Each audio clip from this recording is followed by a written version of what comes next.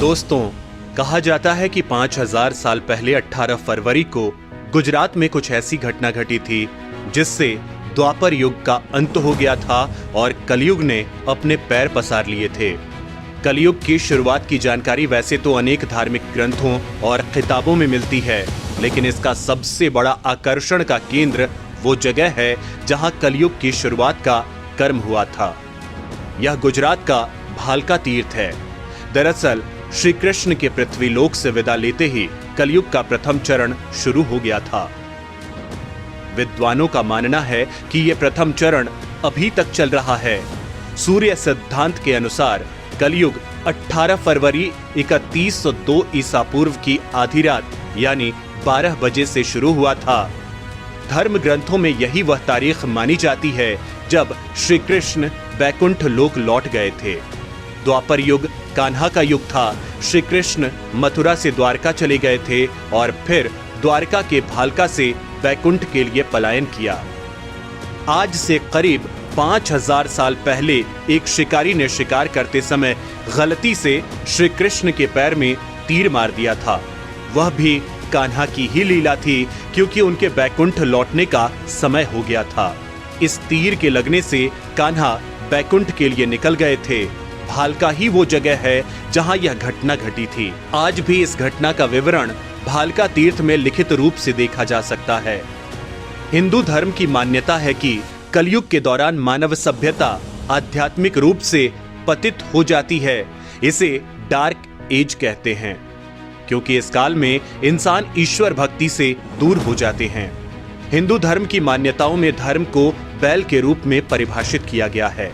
इसके अनुसार कलयुग के अंत में नैतिकता स्वर्ण युग के 1/4 तक कम हो जाएगी और तब धर्म रूपी बैल के केवल एक पैर रह जाने की परिकल्पना साकार होगी। इसका मतलब ये हुआ कि जब कलयुग चरम पर होगा तो नैतिकता पूरी तरह खत्म हो चुकी होगी। कुछ ही लोगों में इस मानवीय मूल्य की समझ बाकी रह जाएगी।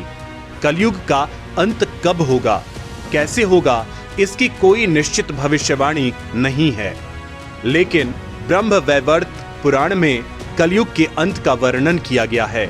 उसमें स्पष्ट है कि कलयुग में व्यक्ति की उम्र बहुत कम हो जाएगी। स्त्री और पुरुष दोनों ही रोगी और थोड़ी उम्र वाले हो जाएंगे। 16 साल की उम्र में ही लोगों के बाल पक जाएंगे और वे 20 साल की उम्र में ही बुजुर्ग हो जाएंगे। इसका सीधा मतलब ये होगा कि युवावस्था ही खत्म हो जाएगी। भगवान नारायण ने खुद नारद को बताया है कि कलयुग में एक ऐसा समय आएगा जब सभी पुरुष स्त्रियों के अधीन होकर जीवन व्यतीत करेंगे। पाप का बोलबाला चारों ओर होगा। मनुष्य सात्विक जीवन की जगह तामसी जीवन जीने में विश्वास करेगा।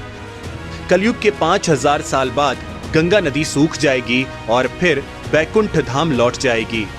जब कलयुग के 10,000 साल हो जाएंगे तब सभी देवी देवता पृथ्वी छोड़कर अपने धाम लौट जाएंगे। इंसान पूजन कर्म, व्रत, उपवास और सभी धार्मिक काम करना बंद कर देंगे। एक समय ऐसा आएगा कि जमीन से अन्न उपजना बंद हो जाएगा और पृथ्वी जलमग्न हो जाएगी। पुराण के जानकार मानते हैं कि जैसे जैसे कलयुग आगे बढ़ेगा वैसे वैसे भारत की गद्दी पर वेद विरोधी लोगों का शासन होने लगेगा। ये ऐसे लोग होंगे जो जनता से झूठ बोलेंगे और अपने कुतर्कों से एक दूसरे की आलोचना करेंगे और जिनका कोई धर्म नहीं होगा। ये सभी विधर्मी होंगे। ये सभी मिलकर भारत को तोड़ेंगे और बाद में भारत को एक अराजक भूमि बनाकर छोड़ देंगे। भागवत पुराण में लिखा है, जब सभी वेदों को छोड़कर इंसान संस्कारों से शून्य हो जाएंगे तब ऐसे लोग सत्ता पे काबिज होंगे। ये सब के सब सिरे के झूठे, अधार्मिक और दान करने वाले होंगे। दूसरे की स्त्री और धन हथिया लेने में ये हमेशा उत्सुक रहेंगे। ना तो इन्हें बढ़ते देर लगेगी और न घटते। इनकी शक्ति और उम्र कम होगी। जब ऐसा शासन होगा तो देश की प्रजा में भी वैसा ही स्वभाव, आचरण, भाषण की वृद्धि हो जाएगी। राजा लोग तो उनका शोषण करेंगे ही, आपस में वे भी एक दूसरे को उत्पीड़ित करेंगे और तब सबके सब खत्म हो जाएंगे। तब इसके अंत के लिए भगवान विष्णु अपने 10वें अवतार कल्कि के रूप में एक बार फिर पृथ्वी पर आएंगे और सभी पापियों का संहार करेंगे। पुराणों के अनुसार कलयुग के खत्म होने के साथ बहुत मोटी धारा से लगातार बारिश होगी और पूरी पृथ्वी जलमग्न हो जाएगी। यह प्रलय का समय होगा और सभी जानवरों का खात्मा हो जाएगा। इसके बाद 12 सूर्य एक साथ उदय होंगे, जिसकी वजह से पृथ्वी का पानी फिर तेजी से सूखता चला जाएगा और नए जीवन की पृष्ठभूमि तैयार होगी। ऐसे में सवाल है कि आखिर कलयुग की उम्र अभी कितनी है और कितने सालों बाद यह युग खत्म होगा। पुराण के अनुसार इंसान का एक साल देवताओं के एक अहोरात्र यानी दिन रात के बराबर होता है। इसमें उत्तरायण को दिन और दक्षिणायन को रात कहा जाता है। एक सूर्य संक्रांति से दूसरी संक्रांति की अवधि को सौर मास कहा जाता है। यह मास आमतौर पर 30 या 31 दिन का होता है। ऐसे में 12 सौर मास का एक सौर वर्ष की देवताओं का एक अहोरात्र होता है।